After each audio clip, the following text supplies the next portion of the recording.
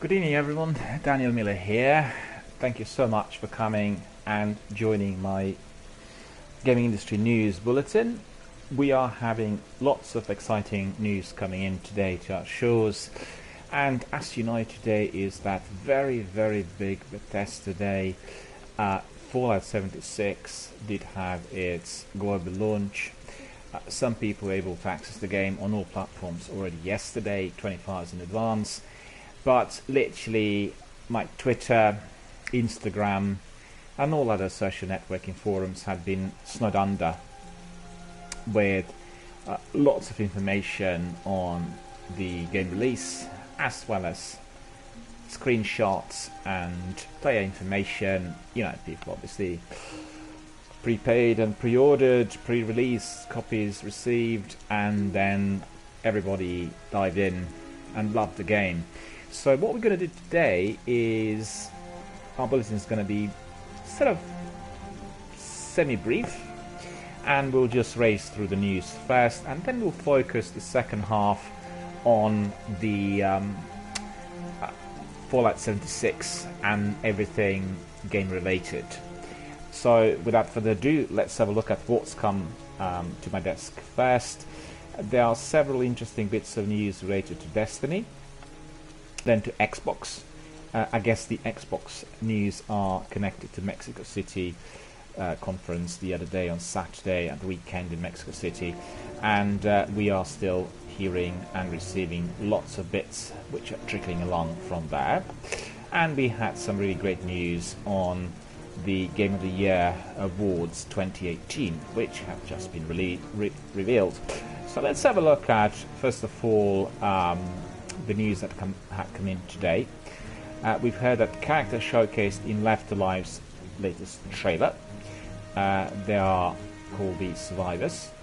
So we are going to have a look at that first.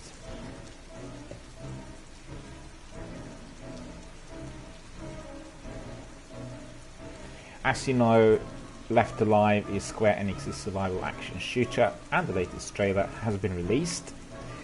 It does give us a better look at what we can expect from the game's story. Yoji Shikanawa, the art director for Metal Gear Solid, whilst Hideo Kojima was kicking about characters, some of which are featured in the video. So you should really access my Twitter, or you can indeed go to videogamer.com and you will be able to access the brand new trailer, also indeed released on YouTube if you're using YouTube Gaming. The music and the hilarity depicted in the 2.5 minutes is quite sort of similar and quite reminiscent of Metal Gear Solid, and principally a lot of people who are dedicated fans of the game will also love this trailer, I think. And as we know, Left Alive is scheduled to launch on PC and PlayStation 4 on March the 5th of 2019, so as you could see, it is not going to be released on Xbox, which is not surprising considering that the Metal Gear Solid games have been always PS exclusive. So that is really a very good bit of news for all of us Metal Gear Solid fans. We've heard that, well, there's some bits of news related to Fortnite. We heard that the free V-Bucks to be wrongly banned Fortnite players. So we've heard that Epic Games is giving 2,000 V-Bucks to players who were wrongly banned in Fortnite. And you know, there have been some rumors on this, and you know, a few things happening. You probably would have read it on various social networking forums on Twitter and Facebook. And as reported by PC Games N, those who suffered the wrath of Epic for crimes they didn't commit will get a message as soon as they log in that says, "We incorrectly banned your account. We're very sorry, and will be granting the bucks to your account to compensate for the error." In an effort to clamp down on cheaters, Epic has been kicking a number of players, but some unfortunate characters have gotten wronged in the process, it seems. So some users who claim they've been incorrectly identified as cheaters are still to receive their compensation. But we can only hope that this is the beginning of the make good. So as it is quite popular, it might take a while to get around to everyone. As you know, Fortnite is being played by millions of players globally, so you know the queue might be fairly long. So that's one bit of news on Fortnite, but we also heard that Fortnite Update 6.30 is adding a mounted turret, and this is going to be very, very useful. So Epic Games also confirmed that Fortnite Update 6.30 with Battle Royale players now are able to mix things up with a mounted turret. Everyone's probably used a turret at some point in a shooter. I mean, think of Destiny, think of Gears of War, for instance. So you know the drill. You strap yourself in, you fire away, but you have to be quite careful with your trigger because the turret will quickly overheat and then your fingers will be somewhat vulnerable, of course. And in addition, there is a new limited time mode in the shape of Wood Fight, while the Save the World has seen a number of key improvements to UI and functionality to improve your experience. Finally, Save the World players have also received a sweet-looking Last Word revolver, which is a classic 6-shooter that's fired from the hip or down the sights. And if you remember, Destiny also had a gun called the Last Word, which worked very, very well in some of the gameplay, so watch that space. We heard that Tetris Effect is hiding a retrotastic Game Boy level, and also we could say that the game from 1989 never looked so good as it does today. So in Hans Games, Tetris Effect is hiding a nostalgia-scented surprise in the form of a stage inspired by the 1989 Game Boy version of the block building phenomenon. The stage is accessed by reaching level 50, which in faction proved too difficult, and includes some brilliant visual effects that helps recreating the iconic Tetris title from Nintendo's multi-million selling handheld. They also include a green hue that replicates the Game Boy's original screen. And if you are,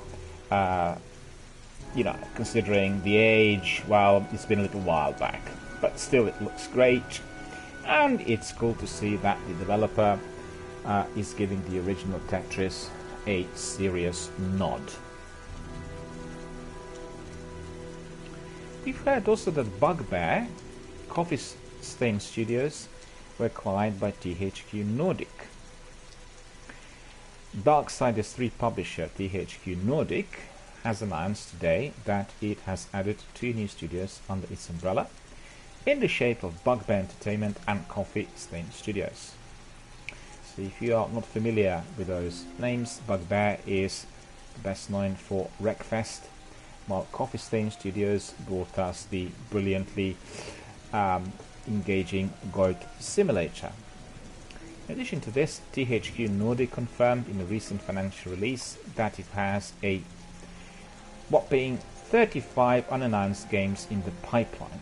Considering that they had some financial difficulties in not so distant past, this is indeed a terrific bit of news. 35 unannounced games in the pipeline coming from THQ Nordic. And the company has been pretty busy covering up assets of late, having previously acquired the rights to Alone in the Dark and Kingdoms of Amalur. So they said, we are creating a complementary digital native pillar to THQ Nordic. Coffee Stain is a passionate and highly competent team creating and publishing great games. After some years without major releases, the pipeline of new game releases are satisfactory and the Galactica stock strong. I look forward to working together with Anton Westberg and his team in the future. And these were the comments given to us by THQ Nordic boss Lars Wingfors. He said a few more words of Bugbear's acquisition. We have been working together with Jane Alanepa and his team, Janne Alanepa, beg your pardon.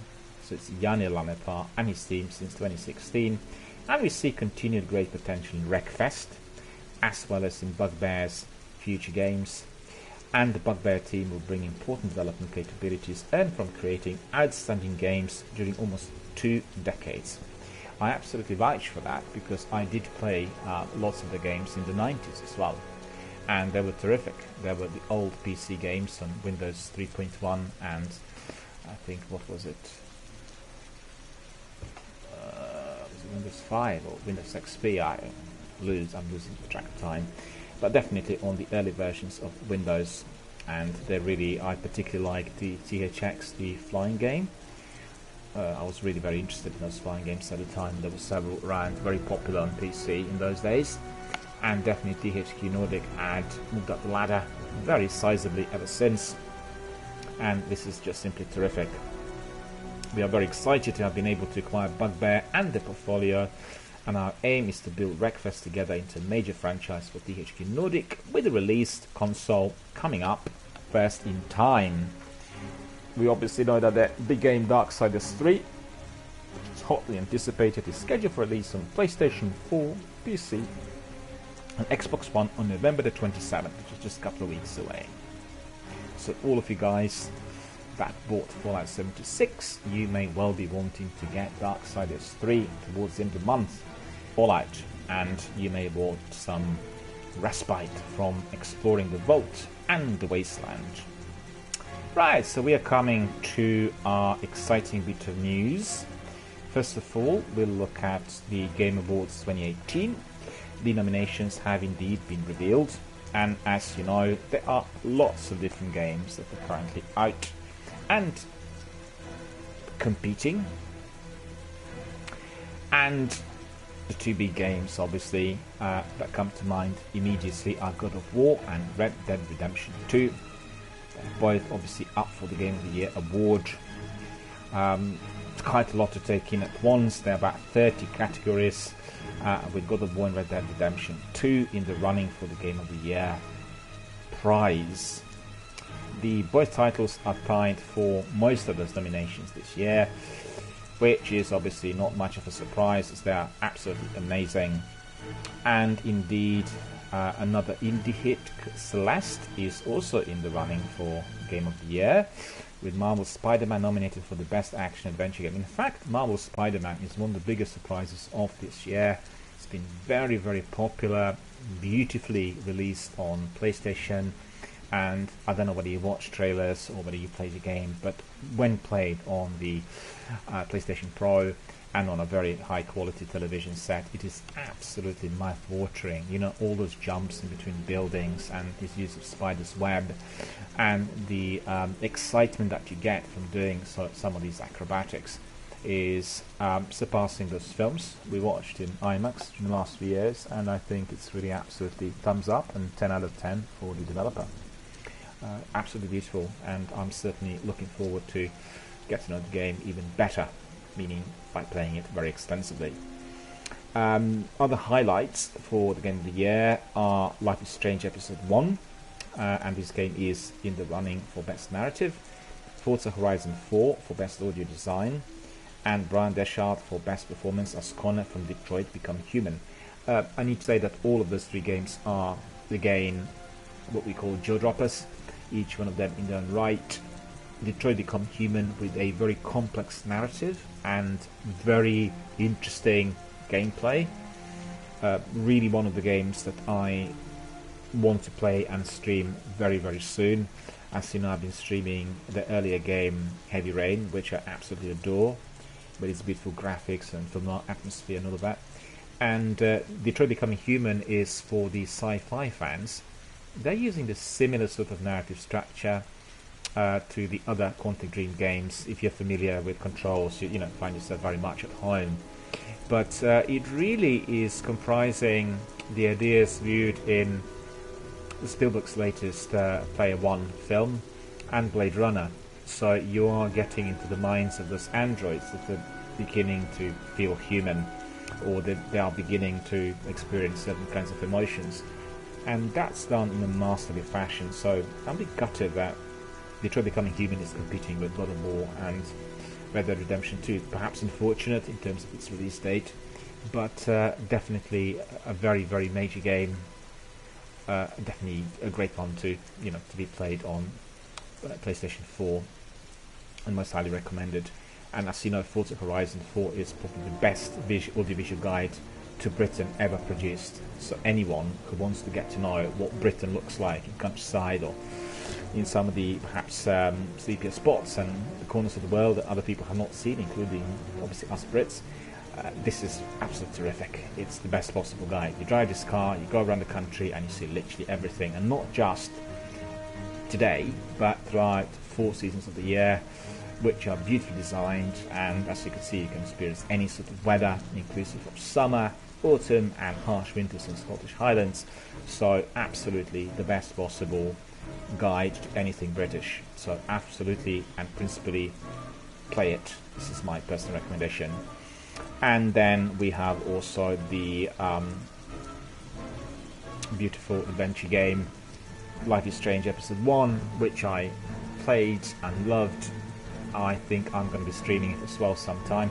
Although I have to say, I have a problem at the moment with fitting in the streams, because most people are particularly keen on FPS and competitive games when it comes to Twitch streams, and I did notice that on adventure gaming the views were perhaps not as great and not many people coming in to watch. So I have to really play by ear, and I need to respond to the requests from my community. But overall, we will have adventure games and RPGs played during the quieter times, and I think they are going to be obviously very enjoyable and an asset literally to everyone. So I'll just read through the nominations, and if you bear with me, there are a few. For Game of the Year, we have Assassin's Creed Odyssey, Celeste, God of War, Marvel's Spider-Man, Monster Hunter World, and Red Dead Redemption 2. So obviously one of those 6 will take this massive prize. For Best Action Game, we have Call of Duty Black Ops 4, we have Dead Cells, Destiny 2 Forsaken, which we are playing and streaming every day, Far Cry 5, Mega Man 11. So I'm obviously vouching for my favourite, which is Destiny 2 Forsaken, but Call of Duty Black Ops 4 and Far Cry 5 are not far from that either. Best Action and Adventure Game, Assassin's Creed Odyssey, which I've not played yet, but looks amazing on trailers and all the intros, and Twitch streams of course, God of War, Marvel's Spider-Man, Red Dead Redemption 2, and Shadow of the Tomb Raider, another beautiful looking game I have to say. We've had that announcement on its DLC the other day in Mexico City, which looks really highly polished, so can't wait for that to come to my desk either. Best role-playing game, Dragon Quest XI, Monster Hunter World, we have Ni no Kuni 2, Octopath Traveler, Pillars of Eternity 2, Deadfire. Best Game Direction, no surprise, Detroit Become Human, Way Out, God of War, Marvel's Spider-Man, and Red Dead Redemption 2. I think, considering the competition, Red Dead Redemption 2 may well just sweep this year's awards, and they will remind us of Ben-Hur and, you know, all these big epics that just took everything away. There's really everything in this game. Red Dead Redemption 2 is perfect. Best Narrative, Detroit Become Human, God of War, Life is Strange 2 Episode 1, Marvel's Spider-Man, and Red Dead Redemption 2. Best Ongoing Game, Destiny 2 Forsaken, Fortnite, No Man's Sky, Overwatch, Tom Clancy's Rainbow Six Siege. And also I need to tell you that Tom Clancy's Rainbow Six Siege is going to be offered for free during the next weekend on PlayStation 4. So if you are streaming or using PlayStation 4 for your gaming, watch this space. I think it is from Friday until Monday. You'll be able to play Rainbow Six, Tom Clancy's Rainbow Six Siege, free of charge. And that's not just a sectional demo, it's the entire game. So if you are happy to be playing or streaming literally for 3 days on the trot, this game, Rainbow Six Siege, has been also nominated for the Best Ongoing Game in that category. Best Art Direction, Assassin's Creed Odyssey, God of War, Octopath Traveler, Red Dead Redemption 2, and Return of the Obra Dinn. Which is a bit surprising, but there we go. Best Score, Music, we have Celeste, we have God of War, we have Marvel's Spider-Man, we have Ni no Kuni 2, Revenant Kingdom, Octopath Traveler, and Red Dead Redemption 2. Best Audio Design, well, heavyweights are here, of course. Call of Duty, Black Ops 4, Forza Horizon 4, God of War, Marvel's Spider-Man and Red Dead Redemption 2. And then we have, wow, the list is just endless. I don't think I'll be able to get through it all. My goodness, look at this. It's 40 different categories or so, I don't know. We have to end somewhere. Best performance, Brian Deschalt as Connor, Detroit Become Human. Christopher Judge as Kratos, God of War. Melissanti Mahout as Cassandra in Assassin's Creed Odyssey. Roger Clark as Arthur Morgan, Red Dead Redemption 2. And Yuri Lowenthal as Peter Parker, Marvel's Spider-Man. So that is similar to Oscars, in fact, for the best performance in that role. Games for Impact, 11-11 Memories Retold, Celeste, Florence, Life is Strange 2, The Missing JJ, Macfield, and The Isle of Memories. And we'll end, well, we have two more categories that we'll read out. Best Mobile Game, Donut County, Florence, Fortnite, PUBG Mobile, Reign's Game of Thrones. Well, I absolutely vouch for PUBG Mobile, which I played for 6 months earlier this year, almost every day, and absolutely loved it. It definitely enhanced its visuals, its inventory, and most importantly, the way you could control your main character. It's probably the best mobile game ever made, and highly enjoyable and easily playable. And you know what? In addition to that, offered free of charge, and you can just download it off your Google Play. So if you've not done so, do so immediately, because perhaps some charges will be introduced in the future. And as you know, the PUBG is now going to be available on all platforms that include Android as well as PC, Xbox and PlayStation 4 as from 5th of December. We'll end our list, although this is not the full list of all the nominations, for the best VR AR game. Astro Bot Rescue Mission, Beat Saber, Fireball Zero Hour, Moss and Tetris Effect. I have to say, the VR games have not taken off as yet. Maybe this is something like, you know, the big thing of the future, but I'm not sure whether it is to do with the price of those games or the fact that you need this extra VR headset. I have talked to quite a few guys working in different computer/video game stores, and they all said that these games were not particularly popular and that the headsets are not selling as well as expected due to their current price. So, you know, it's all down to taste and, I'm afraid, to the revenue. Right, so we have seen some most interesting news so far. The last bit of news, which I consider perhaps even the most exciting of all today, are the news related to Destiny. And I've heard today that Destiny 2's Thunderlord is finally available. So if we take a trip back to old Russia in our new quest, we are going to be able to get this beloved weapon. We've known about the return of the Thunderlord for a while, but it's only today that Guardians have been able to take part in a quest to get their hands on this exotic weapon. Needless to say, you'll have to be up on your levels, your light, your power, you know, all of that in order to get it.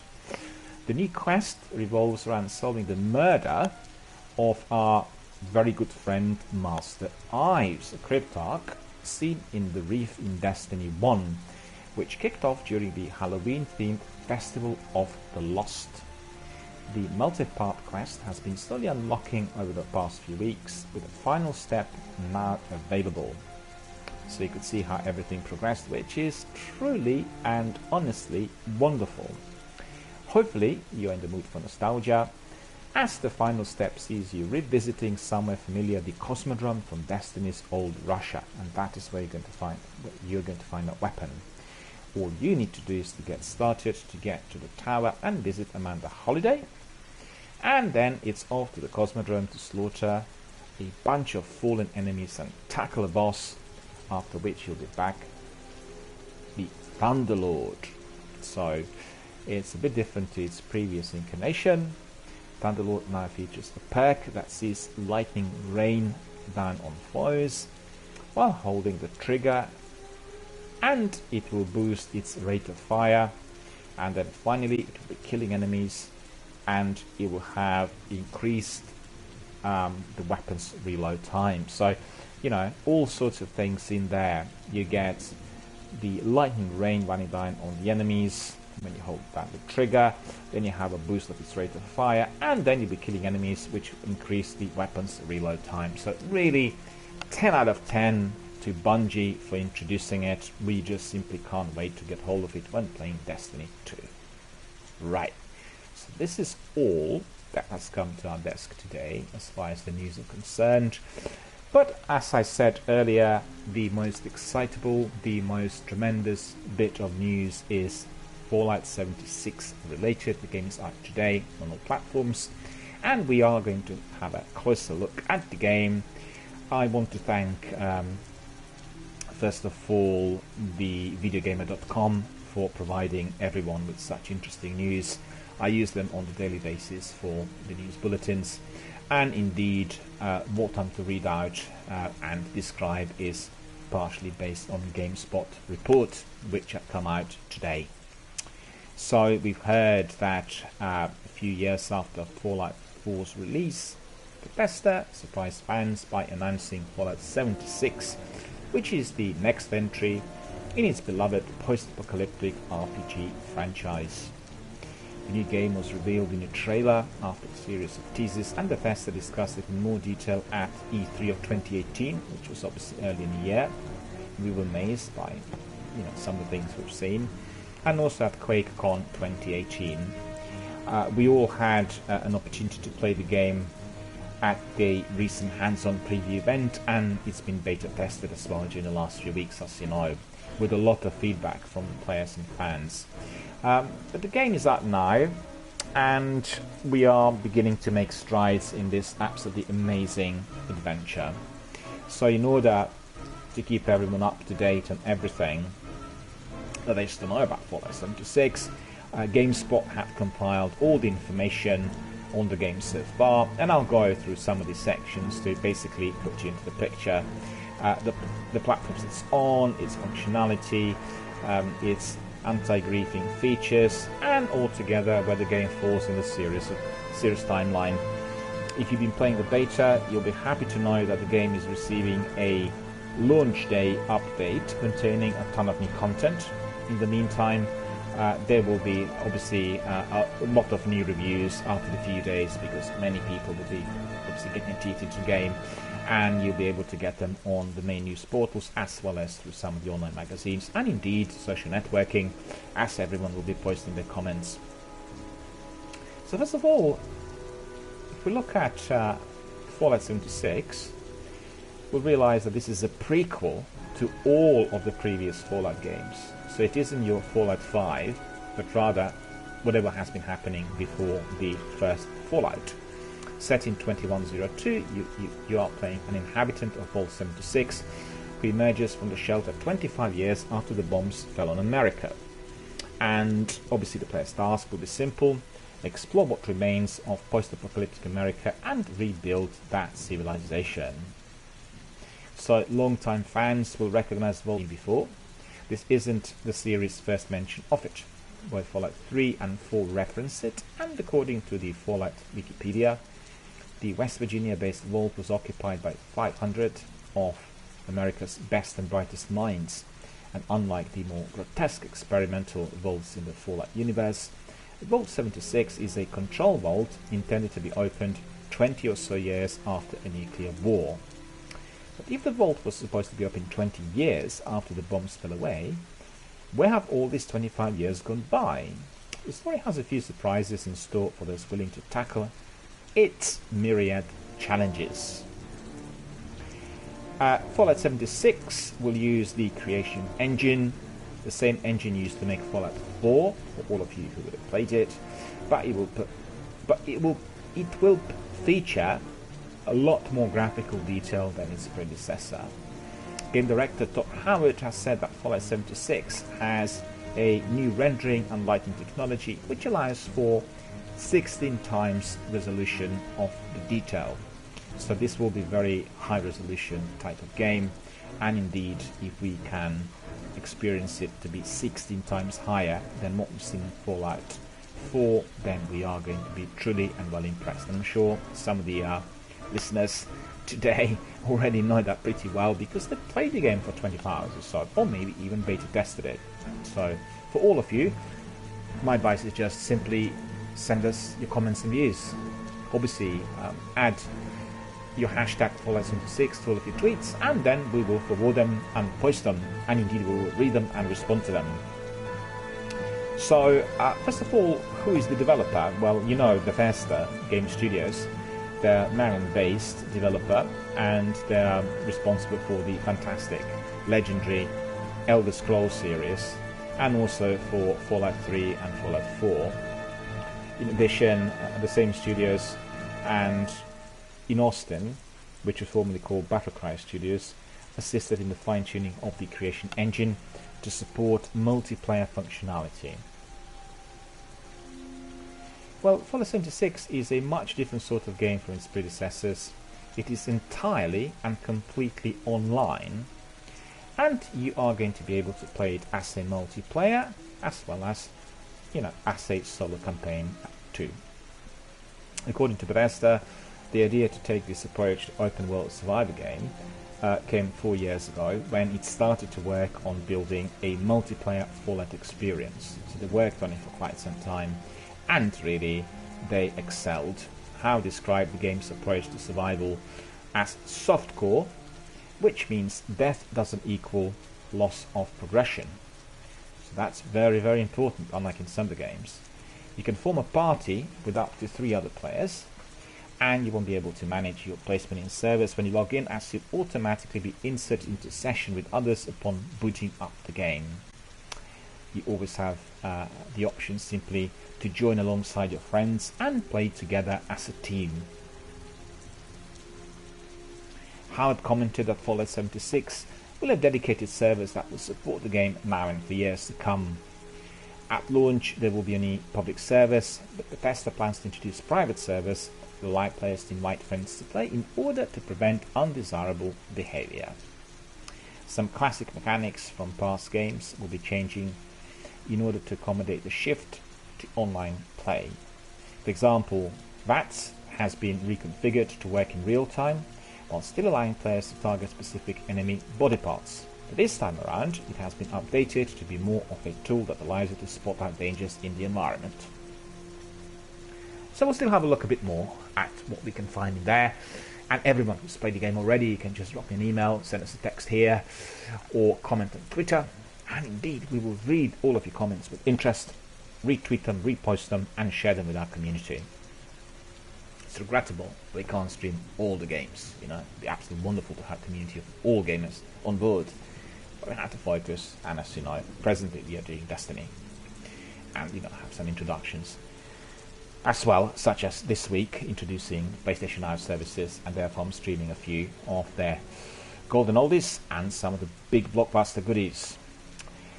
According to Howard, Fallout 76 world is 4 times the size of Fallout 4, so it's a much greater map, 4 times bigger than the one we experienced in our last game.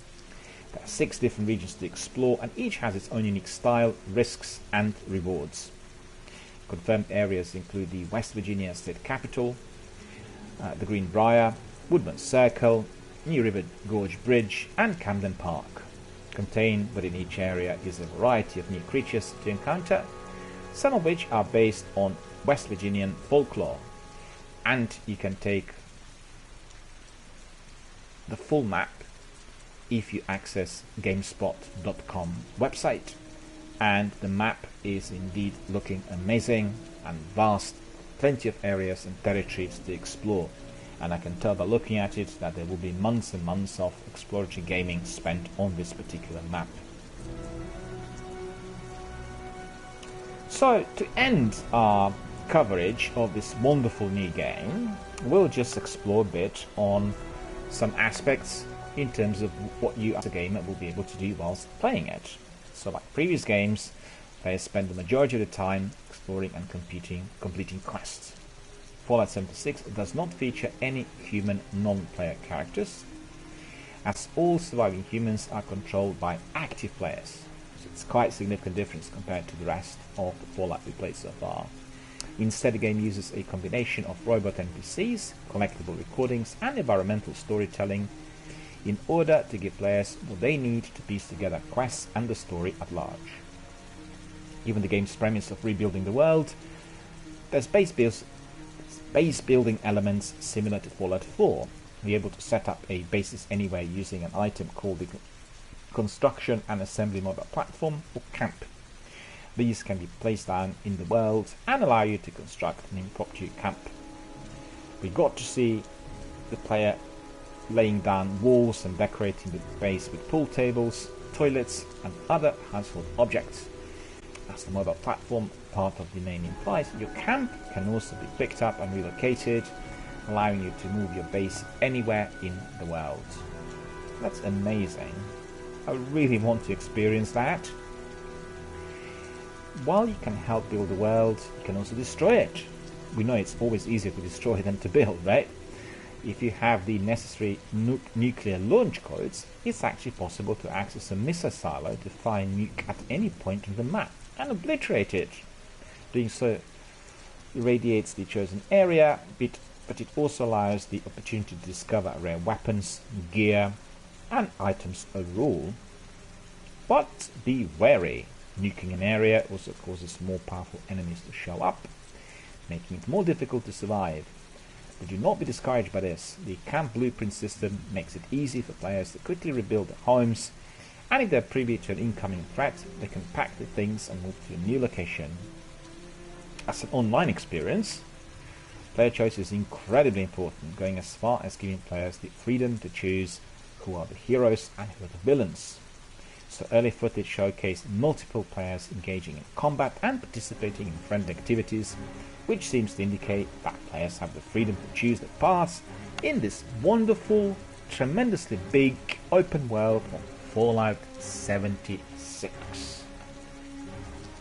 Well, my dear friends, if you still have not bought the game, if you are still attracted to Red Dead Redemption 2 or Call of Duty, Black Ops, now's the time to engage with the Wasteland, and you can head to any of the platforms and purchase Fallout 76 as from early today, and then enjoy all of those niceties that I already described in the course of our introduction and Fallout 76 presentation. Today we are not going to be looking in special offers. As you know, the PlayStation 4 usually changes special offers on Tuesdays, and there are many interesting ones coming in this week. They're preparing for Black Friday, so we are going to be dedicating a lot more space and time tomorrow to that particular section, which will explore everything that is likely to be provided to us on a plate between today and that big Black Friday, where all the offers will be available to our viewers and listeners. So watch your space for those offers. We'll spread the information over the next few days, and it will be obviously talked about in several news bulletins. But you know, I've seen already some of the things on offer on PlayStation 4 are looking very appetizing, and if we have some savings or enough revenue, we'd be able to have a very, very exciting and thoroughly enjoyable, fast-paced gaming Christmas.